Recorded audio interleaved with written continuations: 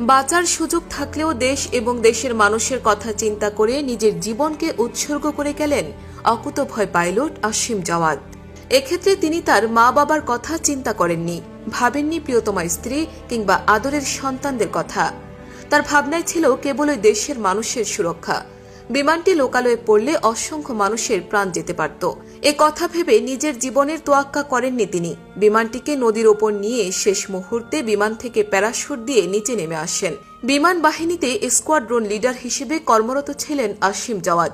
তার সাথে থাকা অপর পাইলট ছিলেন উইং কমান্ডার সোহান।